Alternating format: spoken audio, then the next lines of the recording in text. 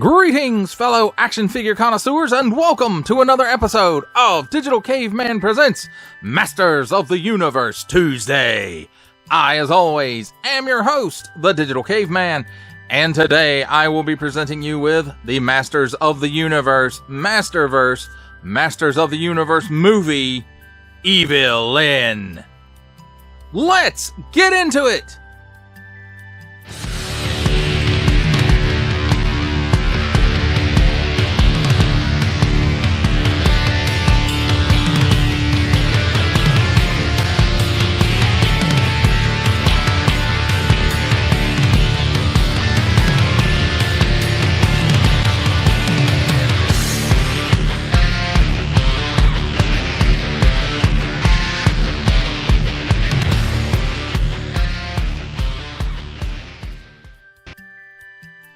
Let's begin our theft of the cosmic key with a look at the packaging. And on the top flap here we have 30 points of articulation, 6 and up Mattel Masterverse, and the nice exploding rocks and the Masterverse shooting out from behind there. And then some nice artwork of movie Skeletor, and it kind of wraps, well, it doesn't really wrap around, does it? Well, some of it does. Skeletor kind of fades out, and then the ship that he rides to Earth is coming around the corner, and there's some of the dudes on the slids, and then nothing on this side really. Evil Lyn, Masters of the Universe. Nice window showcasing the figure and her accessories, and nice artwork there of Evil Lyn. Oh, look, it's Beast Man. Ew, I don't like that Beast Man. On the bottom, small print, fine print, legalese print, contents, one figure and accessories, made in Vietnam print, MattelShop.com print, a question mark, other symbols I'm not going to learn, assortment numbers, and a barcode. And then on this side, we already kind of looked at that. And then on this side, we've got some nice artwork of Evil Lyn. And then on the back, even nicer, is just a great product shot with that nice 87 artwork from the movie in the background. There's really, really cool looking, in my opinion. Your mileage, of course, may vary. And then we have this product shot, we have this product shot, and we have this product shot. Maybe that's a digital render, I can't tell. And then it says Evil Lyn, evil leader of the army of Skeletor. After obtaining the cosmic key from Gwildor, Evil Lyn realizes too late that he has had a second.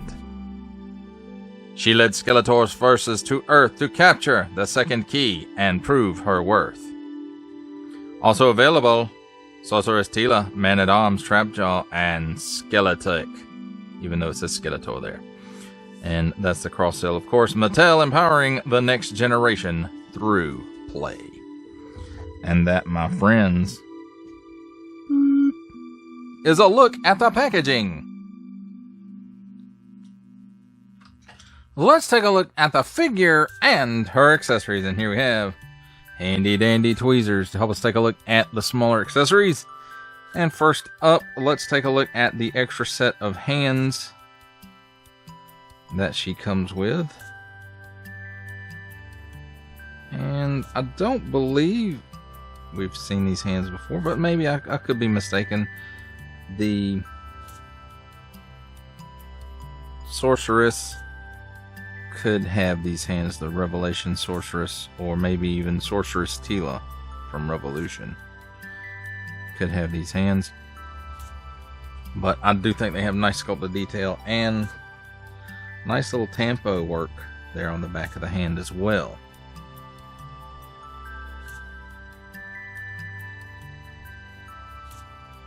And it's on an in and out hinge. I forgot to mention that. This one's on an in and out hinge as well. And then again, the nice molded detail, and we could have seen these hands before. And then that nice tampo there on the back of the hand. And the final accessory, the cosmic key, in this clear glittery plastic, which I'm guessing is supposed to be the key being activated. But if that was the case, why aren't the little spines out? But nevertheless, a little bit different than the one we got with Skeletor which was all painted up, or did he come with a clear one too? I don't remember at this point, but it does have lots of nice molded detail on it, but it's a little bit lost in this translucent glittery plastic. But not a bad piece. Not a great piece. It's not a bad piece. Now let's take a look at Evil Lyn herself. And I have to say, while that is not the most striking likeness of Meg Foster, I do think that it's close enough with the costume and everything that, you know, you look at this and oh, well, that's the movie Evil Lyn. Especially with this costume. But I think the colors, to me, the colors feel a bit off. I could be mistaken, because most of the shots of her kind of, I wouldn't say dark, but, you know, they're in Castle Grayskull or in an alley, or, you know, not the brightest of places really. So I don't really recall these colors, but again, this could be like what the colors of the costume were. But there's lots of nice sculpting. The paint apps on here are really, really good, just like that Skeletor. And even the He-Man had some good paint apps. It's just his face sculpt wasn't all that great. And it's got these tampos all throughout. And then nice paint apps here, and then on here. Just that looks like it might be a dagger in there maybe, or that's what it's supposed to be. And then she's got this nice little snake here on the armor, and then nice sculpted details in there. And the chain here, and this chain is, yes, it's molded as well, but it does not go all the way around. But I don't think it's supposed to. And even the lower overlay here, you can see it's kind of striped. So I'm not sure if that's, yeah, it feels like it might be paint on there. And then, I mean, just the details here in her little headdress. And it's really, really good. Cool. And then like the snake motif here on the shoulders of the armor that hold the cape. And this is all like one piece around here, but it is removable. You do have to pop the head off, and then this whole cape shoulder pad piece is removable, and you can see the chain here. They even went all the way around the neck with the paint. They didn't stop. However, I would have liked to have seen a little bit more of the tampo on here.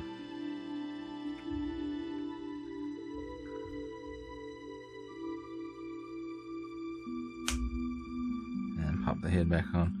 And so it's really, really nice looking figure. I think. To me it is. You might have a different opinion, but that's okay. As far as her articulation goes, she doesn't really look up. She doesn't really look down. She's got a little bit of chicken neck. She's got some waggle. I think without this collar piece on, she'll get a lot more. At the shoulder, arm comes up about that far, and it might go a little bit more without the shoulder pieces on here. And then 360 degrees of rotation cut here at the upper bicep. Gives you another 360 degrees of rotation. Then at the elbow, she has a single hinge and swivel, which is out of place for this line, really, for the most part. But it does swivel 360 degrees, and oops, bump the camera. Doesn't quite give you a 90-degree bend there at the elbow. In and out hinge here at the wrist, and it does give 360 degrees of rotation. There is a cut here at the waist, and there's not one in the upper torso. So this one, she gets a little bit of hula. She can lean back that far. She can lean forward that far. It will rotate a full 360 degrees, and she can lean left and right just a little bit. But you can hear it's awfully squeaky because of this overlay here. Now, at the hips, there is no pull-down hinge. I wish there was, but I don't think they've done that on the female body yet. But with the overlay in place, she can give you that much of the splits, which isn't bad, but it isn't great either. And then with the overlay, she doesn't get much kick forward and back. About a full step, it looks like. There is a cut at the upper thigh. It gives you a full 360-degree rotation. Double hinged pinless knee. And I'll turn it like this so we can actually see how much bend we get out of it, which is all the way, so that's pretty darn good. Now, in addition to that, at about the mid shin, I guess, there is a boot cut for another 360 degrees of rotation, so that's really good. And then at the ankle, tilts down that far, tilts up that far, and forward facing pin for rocker. That, my friends, is a look at Evil Lyn from the Masters of the Universe movie and her accessories. It's time for my favorite part of a review, comparisons. And here we have the Masters of the Universe Masterverse 1987 movie Evil Lyn with the Masters of the Universe Masterverse 1987 movie He-Man and the 1987 movie Skeletor.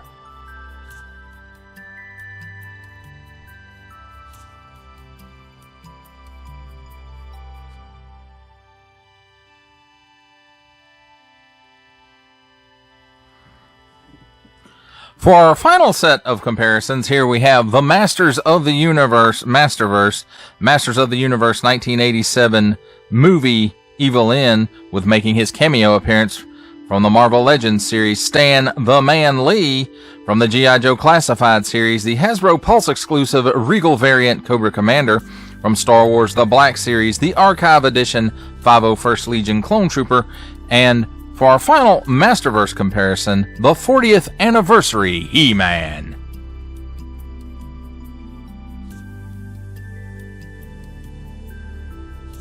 For final thoughts on the Masters of the Universe Masterverse 1987 Masters of the Universe movie Evil Lyn, I have to say the sculpt on this is really sharp and looks really, really good.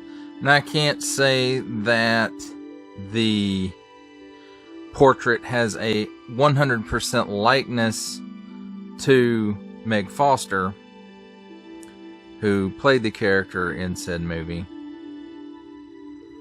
but it's pretty darn close, I think. Your mileage, of course, may vary. And then, you know, it's kind of neat with the accessory, you know, it's made out of clear glittery plastic like it's being activated. Only none of the prongs are out, you know, the little spinny fork things. If you've seen the movie, if not, then you're probably not watching this review anyway.